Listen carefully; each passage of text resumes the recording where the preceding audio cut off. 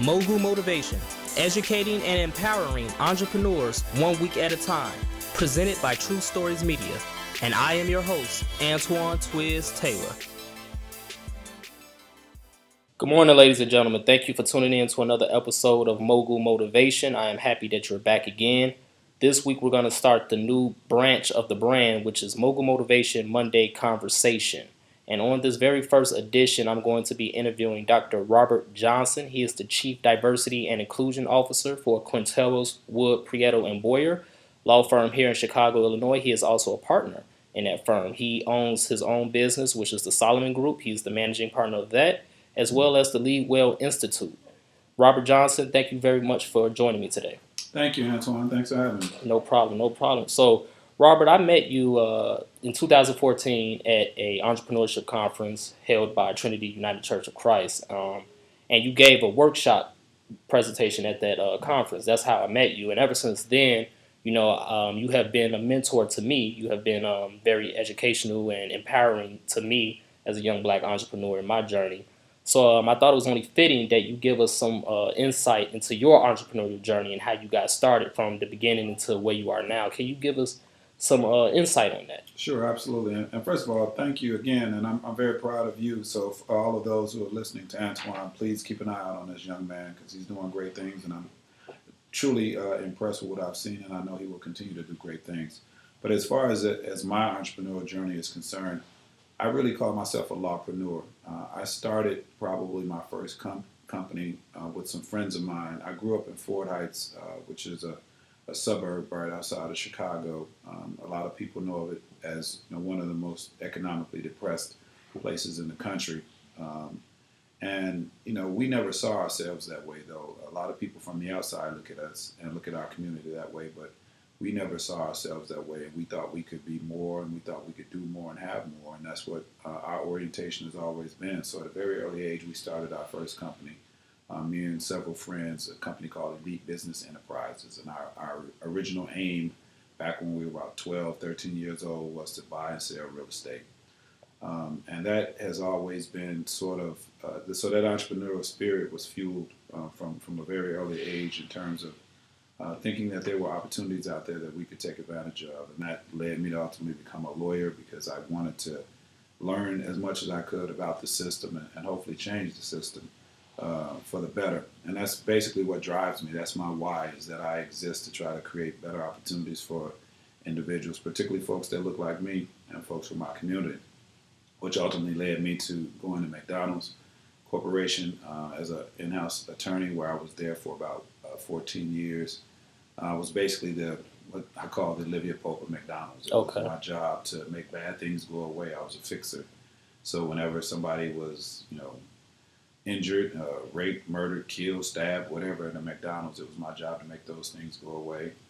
Then I ended up doing something similar when our employees got injured, and ended up creating the workers' comp program within the legal department for all of the corporately owned stores, and did that for a while and had a great deal of success with that. And then I went over to the business side and became the company liaison for all the Black McDonald's owner-operators, and worked with a lot of other minority owner-operators, or in other words, entrepreneurs. Uh-huh.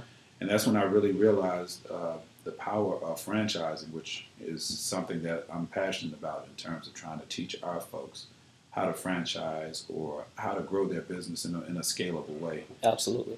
Because the issue that we have in our community, unfortunately, is that we don't own a lot of things. And what I'm trying to do is create wealth and generate economic independence and reduce unemployment and address some of the violence that I think stems from the fact that people don't have jobs, and they don't have opportunity. It's not that our communities are not wealthy from an intellectual capital standpoint, that we're not wealthy economically. So that's what I've decided to dedicate the rest of my life to, is to try to change that and reverse that tide. So that's what the Solomon Group does, is to try to address the wealth inequality that exists within our community and other communities of color, by teaching them economic principles, by teaching them business principles, teaching them franchising, teaching them how to own their own businesses, teaching them how to grow their businesses. And then here at the law firm, I do the same thing in terms of trying to tackle inequality that exists in the law profession. Unfortunately, the law profession is it's one of the least diverse professions as there is. Less than 3% of lawyers are lawyers of color, are black. Very few are Hispanic, very few are Asian. So as a chief diversity officer in the largest minority and woman-owned law firm in the country, my job is to try to address that from that platform. And then with the Lead Well Institute, again, trying to educate those folks that are in a corporate environment, or those folks particularly of color, on how to navigate within that corporate environment, how to be successful. So everything that we do at Solomon Group, at the Lead Well Institute and Quinteros is really about trying to uplift people, try to transform individuals, and transform organizations. So that's what I'm passionate about. That's my why, and my goal is to try to make 1 million leaders before I die. So we recently just started this initiative called Unleash and Launch. We kicked it off here in Chicago a couple of months ago, and the purpose of that is to unleash the talents of 1,000 black entrepreneurs and launch 1,000 black businesses. So we partnered with an organization called the Live Free Campaign, and they are our sponsor. And we're embarking upon a 25-city tour, going from state to state to state to try to, like I said, create jobs, create businesses in the black community, to try to become more self-sufficient and do what we can to help folks gain economic independence and intellectual independence. Yeah. And when does that tour start? It started already. It started in March. Started in March. So the next city, actually, we're going to do another one here. We were originally going to go to Detroit, but we have such a groundswell of support here in Chicago. They wanted us to do another one in Chicago, so we're looking at doing the next one in August. Date is still being worked out. We're doing the next one in August, and then going to Detroit, and then to Milwaukee, and then keep going from city to city. But in the interim, in between the conferences, we've developed a community economic development model that we think we can employ to help grow businesses and help launch business in conjunction with faith-based organizations or churches, partnering with them to try to develop community funds that organizations and individuals can draw from to try to start businesses. So we're really excited about the potential that this has for us to become self-sufficient and for us to generate wealth in our community. Because as you know, the black dollar only stays in our community about 7 hours before it goes out. So my goal is to try to address that and try to make sure that we have the black dollar circulated in the black community for as long as possible. And then also at the same time, reduce unemployment. Absolutely, absolutely. And so, like, my question is, you're from Fort Heights, like you said. I'm from Markham, and, it's similar situations. Right. All of those south suburbs, predominantly black south suburbs, a lot of them are in despair. I've just been blessed to have that seed in me that, I just knew I wanted to do more. I wanted more out of life. Do you think the same is with you? Did you have any entrepreneurs in your family, or did you have anybody who showed you the way? Because you said you and your friends just started a business. Like, how did that seed come about? How did that initial thing grow? That's a great question. And for many years, I didn't think that I had entrepreneurs in my as role models. But when I go back and look at it, I think the traditional definition of entrepreneurs, we think of somebody like a Mark Zuckerberg, or Mark Cuban, or Damon Johns, when you think of those type of entrepreneurs. But in reality, my community was full of entrepreneurs, because most of us didn't have a corporate job. Yeah. A lot of people didn't have a quote, job, period. They were hustling, they were doing whatever they needed to do. But in my own family, it didn't really dawn on me until, several years ago, that my mom and my grandmother were entrepreneurs. They were domestics, as the polite term for them, but they were maids. They cleaned people's houses for money.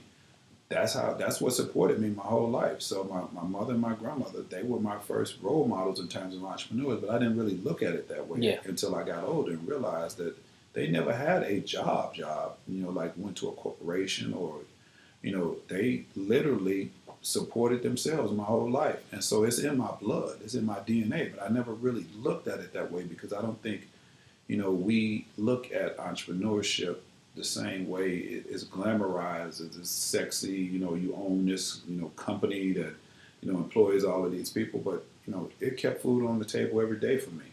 and they put clothes on my back every day, and they were entrepreneurs. So I think we have to change the traditional stereotype, I think, or the image of what people think of as entrepreneurship. I mean, it's however you are able to create a livable wage for yourself and be able to afford to do the things that you want to do. That's entrepreneurship. So um, I didn't think about it that way, but that's how I was raised. But I just never really thought of it that way. I thought I had to do the traditional: go to school, go to college, get a job in a corporation, and that's how I was oriented. But there was always something that said, let's do something else for ourselves as well. So I've always had some type of side gig, some type of hustle. I've always done that, and that's just part of who I am. And my friends are kind of the same way, but I think I've just been a little bit more aggressive about it. Hmm.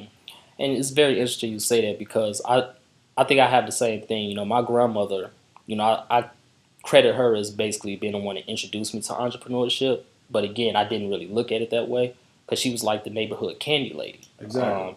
And as a kid, it's like, oh, my grandma sells candy. But when I got older, I thought about it. I'm like, she really had a whole operation going. She Exactly. had a whole operation going, and that's what really kind of what I reflect back on when I look at my entrepreneurship roots. And the thing is, what do you say to somebody who they want to start a business? Because again, everybody thinks you have to go through the formalities. A lot of people tell me that since they didn't go to college, they can't start a business. Like a guy legit told me that to my face, and I told him you don't need to think that way. That's not true.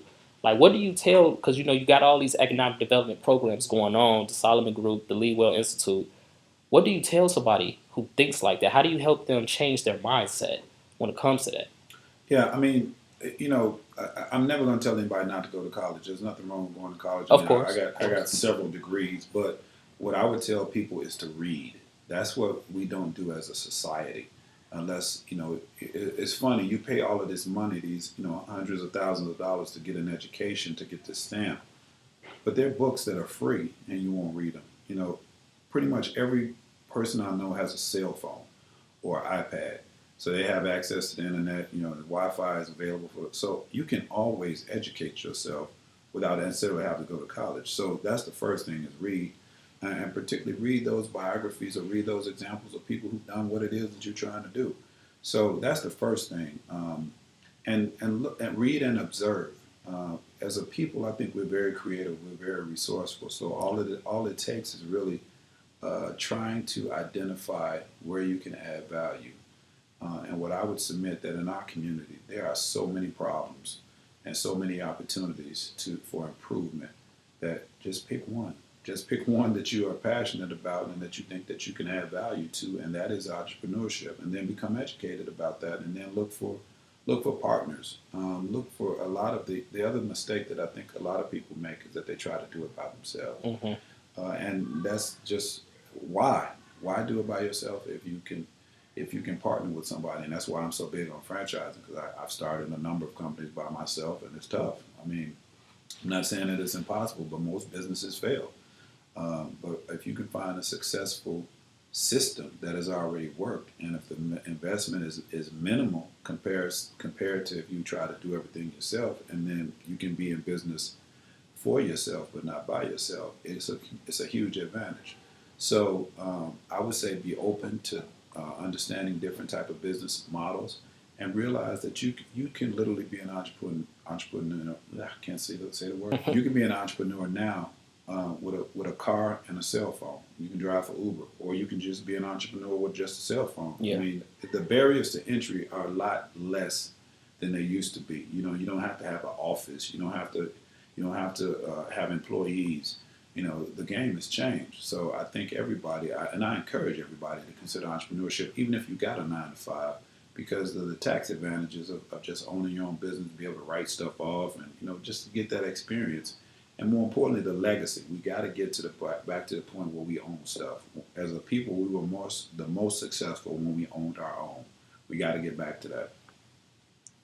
I absolutely agree. Black Wall Street, seems so long ago.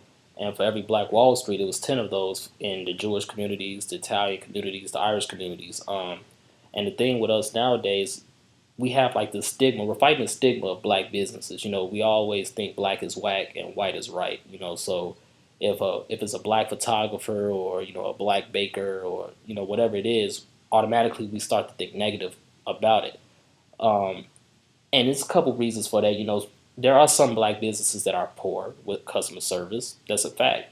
But then again, you will go to Walmart in city A with poor customer service, but you will still go to Walmart in city Absolutely. B. Absolutely. And we need to lose that mindset. But I think it definitely starts with more people becoming entrepreneurs in our community, like you said. Absolutely. And I've had this exact conversation several times this week, and so I agree 150% about what you said. And what I'll also add is I'm dope at what I do. Hmm. So there's no reason for me not to believe that there's not other black people that are dope at what they do. Absolutely. So that's Absolutely. that. So I want to even turn it from the negative to the positive. I'm not saying black is whack. I'm great. I'm amazing. So I know that I ain't the only one. There's nobody better than me. Yep. But by the same token, I'm not better than anybody else. Yeah. So if we adopt that mentality as it relates to people that look like us, that's the beginning. It's a mindset. The majority of things that happen that negatively impact my life did not occur as a result of black institutions or black businesses. So for me to just say black is whack is ridiculous, because it's not that often that I come into contact with black businesses or black entities. So the problems that exist in my life, for like you said, poor customer service or whatever, are largely not as a result of black entities. Hmm. So we just got to get away from that notion. And if there's an opportunity when you go into a black business where customer service is not where it should be, or they auto this or whatever, this is an opportunity to talk to that business owner and give them feedback, positive feedback in a constructive manner, just like you would do from somebody else or would want done for you. So I think we got to stop being so hard on each other. I mean, because we put up with a lot of crap from a lot of other people, but with us, it has to be pristine. It has to be perfect. It has to be. And I'm not saying that we should settle for less, but I'm saying that you got to be, in my view, you got to be a little bit more aware of the realities and how difficult it is for us to do stuff versus our competitors. What would you say is the biggest struggle, or one of the biggest struggles you've had as a black entrepreneur on your journey? Access to capital. I mean, and it's every entrepreneur, but it's particularly a struggle for black entrepreneurs. We don't have. I give the example like a Mark Zuckerberg or one of these other guys. If somebody gives me a couple $1 million to start with, I think I can make that work. Absolutely, I know I could have. I can make that work. I could have made $1 billion by now. Exactly. So I mean, show me somebody who makes something from nothing, which is what most of us have to do. The Damon Johns bootstrapping concept. I mean, we don't often have the money to begin with, and as a result, if you do make a mistake, the mistake is usually fatal. So access to capital is usually the big issue, because we got the ideas, we got the ability to carry them out, but we usually just don't have the money. And it's not often that we can't go to banks with the same frequency. We don't have access to angel investors, wealthy individuals who want to back an idea. Yeah. And then if the idea fails, they give you more money. That's what happens for our counterparts. That don't happen for us. It's hard for them. They're stingy on the money on the front end, and if any hiccup happens, it dries up.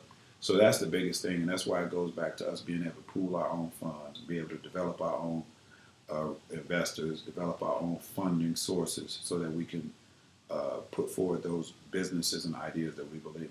Yeah. And I would add that help and enhance our community. Yeah, it's definitely very important that we do that, because like you said, the lack of capital is so great. It's very noticeable now. When you go into the black neighborhoods, not just like America as a whole, but when you go into the black neighborhoods, almost every business in our neighborhoods is owned by other communities. Exactly. And then when you do have the few black-owned businesses, the black baker or the mom and pop stores, we always want a discount from them. Right. So it's Right. like we want to save money, but we want Right. you to lose money. Right. But then we still say we need to support black businesses, and we don't see Exactly. the contradiction in that. Exactly. So it's like we're fighting so many battles Exactly. on so many fronts. Yeah. We got to step our game up in every area. I mean, I love the whole Buy Black movement and the whole Buy Black initiatives and Buy the Block and all of that, but you got to put your money where your mouth is. We have to have collective economics. The same principles that we talk about Kwanzaa. Kwanzaa can't just be once a year. We got to practice those principles every day of every year. Absolutely, absolutely. It has to be ingrained in us. It has to be in our DNA. Like as you Exactly. said, Exactly. we have to live it out. Which the point you made earlier, that's what other communities do. It's not rocket science in order how to be successful. Study successful people, study successful societies, study successful cultures, and replicate it and adapt it to your culture. Yep, absolutely. So, the Solomon Group, the Lead Well Institute, and what's the last program you have going on?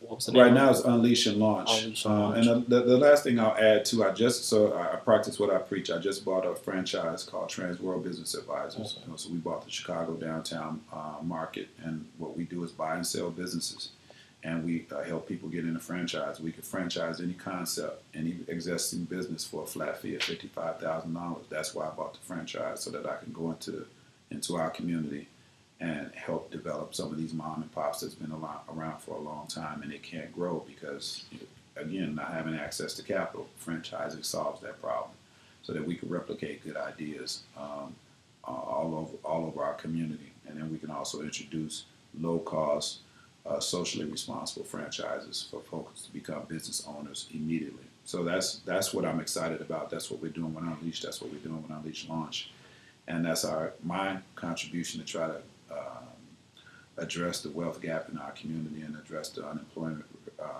rate and try to reduce gun violence. Do you believe that entrepreneurship and money in the black community basically fuels everything else in the black community as far as all of our other institutions? Do you believe that's where it starts? Without question. Without question. I mean, I can't remember what rap song it is. Money moves everything around me, and that's where we lack opportunity in our community is from my perspective entrepreneurship because we have many people in our community who are returning citizens, and as a result, you're not going to be able to work in corporate America. You're not going to be able to work in a bank. So entrepreneurship is really our only option for a large segment of our population. So we have to make sure that we have people in there that have the skills, the aptitude, and the resources to be able to address that situation that exists in our community for us to be able to turn it around. Otherwise, in my view, it's going to continue to be a downward spiral because you have this whole big group of people who can't get jobs. So we have to create jobs. We have to be job creators. No jobs are going to come in. No companies are going to come into our community. That has not been the history, and that's why these communities continue to decay. So they talk about the national unemployment rate being 4%. Well, in our communities, it's upwards of 20, 25, 30%. Wow. So we have to be able to create jobs, and we have to be able to create wealth in our community. And entrepreneurship, from my view, is the only option that we have. It's the only best option that we have. Absolutely. And, it was a lot more entrepreneurs in the early 1900s Absolutely. and the late 1800s after slavery than it is today. And it's kind of crazy to me when you really think about it. Like a lot of us really settle.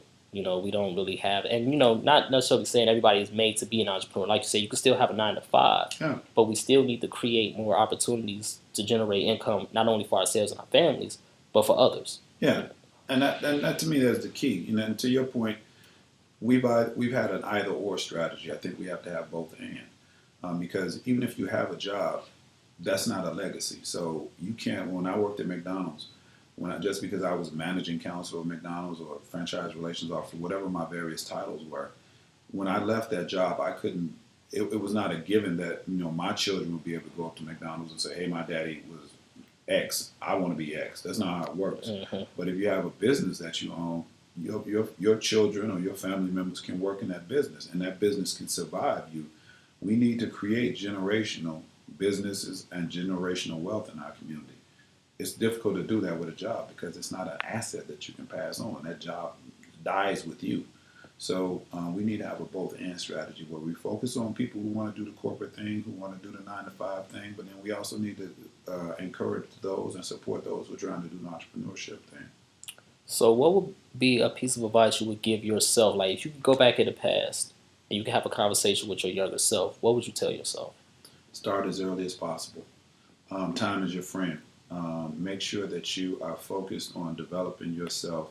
Like I said, read. If you can, because reading allows you to shortcut a lot of mistakes that you would otherwise make. Because if you there's only two ways to learn. Either you can do it through trial and error, or you can learn from the mistakes of somebody else. So most of us do things as a result of trial and error. That's how I went. Yeah. And you mess up when there's opportunities for you to learn, either like you were talking about from a mentor, or if you don't have access to a mentor, a book can be your mentor. A podcast that like we're doing can be your mentor. A YouTube video. Take opportunities to learn, to try to prevent yourself from making mistakes. Be a student of life. Be a student of business. And for me, it's about understanding. Again, you can't do this by yourself. To whom much is given, much is owed. You got to give back. You got to look for people to partner with, and you got to look for people that you can learn from. You got to surround yourself and always be in a continuous learning environment. If you're the smartest dude in the room, you're in the wrong room. You're a combination of your 5 closest friends, and if you don't like where you are, look at the people that you hang around with and say you need to step your game up, or you need to elevate.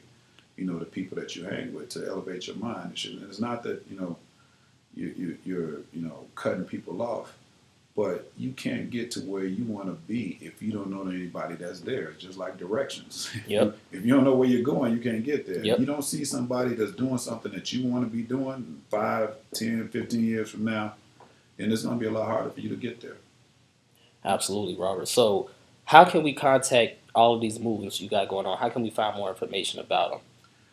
Hit me. The best way is to hit me on my email or my cell, rjohnson@solomongroupint.com. My cell is 312-925-4579, 312-925-4579, or go to the website, solomongroupint.com.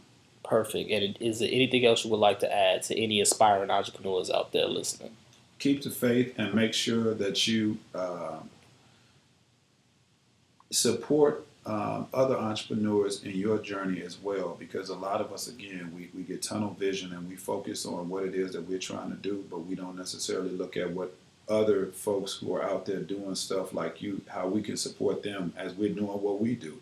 So, it's about creating a network of entrepreneurs. If you're, a consultant like I am, and you got an opportunity to hire a brother like you to provide the services that you provide, we got to always be practicing what we preach. So you can't expect somebody to patronize you if you're not patronizing us. So keep that in mind. And then the other thing I would say is take calculated risks, because in order to grow, you got to take some risk. And being an entrepreneur is a challenge. You got to learn to, as they say, smile on a roller coaster. It's up and down, but you just smile all the way through and pray. I can't emphasize that. We haven't talked about faith, but that is another huge component. Yes, it is. That I think I didn't appreciate when I was younger, in terms of how much you just got to believe. And lastly, I will say is try to spend a lot of time figuring out what your why is. And once you figure out what your why is, stay true to that, and only surround yourself with people who believe what you believe. And you're going to have haters, you're going to have naysayers, but if it's your why, the universe is obligated to provide you with that which you seek, if you're operating in your true why. And so we don't take enough time reflecting about what is it that you can contribute? What is your why? What is your purpose? Why were you put on this planet? I submit it's not just for your own benefit, but it's for the benefit of others, and figure out how you can take your gift, talents, treasure, and benefit other people. Yeah, I read a devotional yesterday, and it said the best way to serve God is to serve others with your talents, your time, and your energy. That's right. And that's basically exactly what you just summed up with that. Yeah, no, I couldn't agree more. I mean, it's about adding value. You get paid, and your life is reflective of the amount of value that you give. If you don't give any value in your life, it's not to say that you're not worth anything, but you won't get a lot of the things that you might otherwise be in a position to get if you're not giving. Powerful words, Dr. Robert Johnson. Thank you for joining me again. Ladies and gentlemen, this was the first installment of Mogul Motivation, Monday Conversation. We're going to be doing it every other week. Please continue to listen in to the podcast every Wednesday, 10 a.m. Central Standard Time. Mogul Motivation is available on iTunes and SoundCloud, and visit our website at www.mogulmotivation.com. Until next time, stay enthused, keep working, and imagine reality.